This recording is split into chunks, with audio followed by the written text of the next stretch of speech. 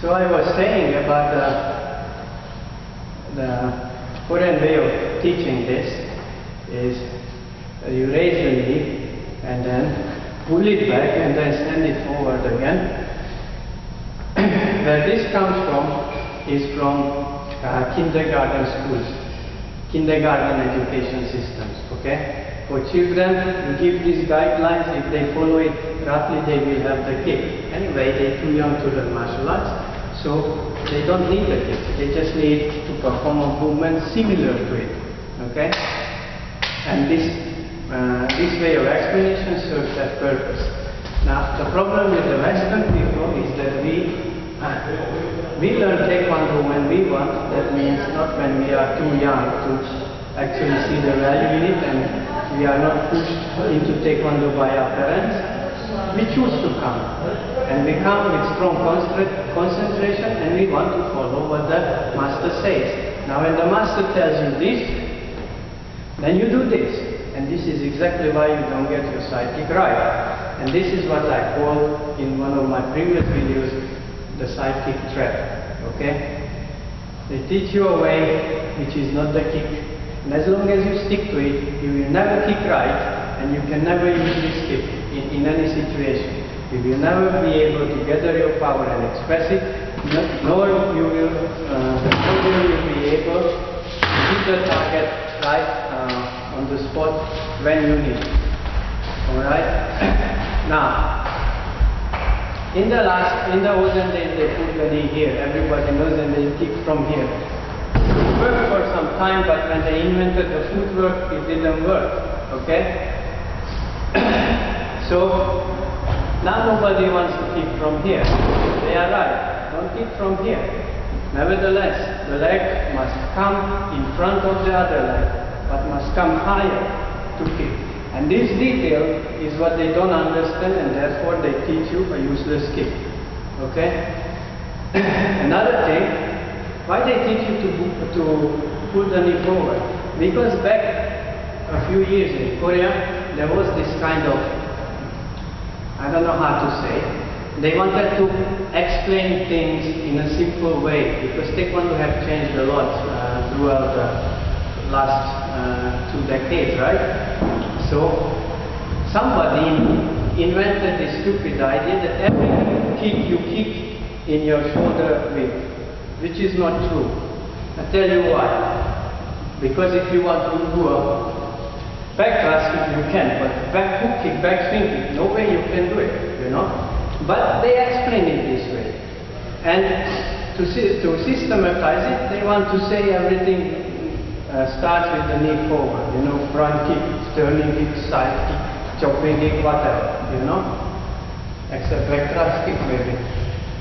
So that's why they explain this way, and that's how you fall into this trap, okay? You trap your mind in following something that is not what you want to learn, okay? So my videos can get you out of this.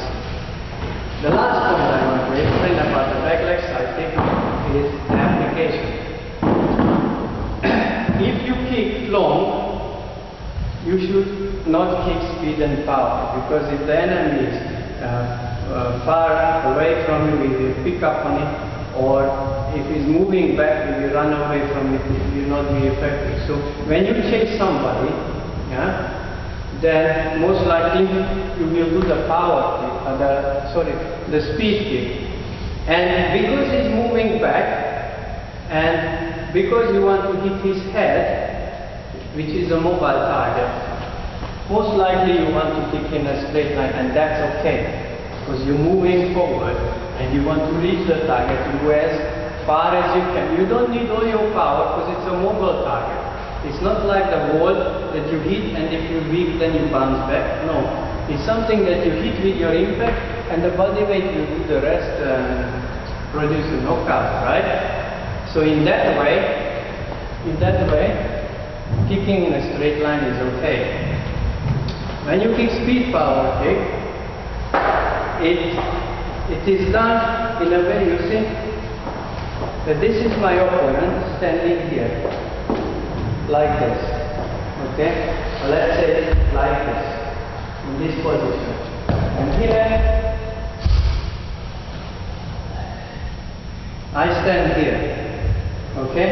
Now for me to kick like this will not have many chances like that. So instead of twisting and then kicking, what you do is that you twist this leg out with a little step. And from this angle you have an opening here. What you have to do from here is just pick your knee up this way. You don't have to actually twist. So instead of twisting, you step, palm, and you kick in between here. This is the application of the back leg cycle. And then to the head. You can kick his chin out if he has a small opening. And he's not quick with the footwork, you can kick his chin out, and it's quite difficult for him to counter you, because people, when they follow, they're not automatically going to attack. Okay?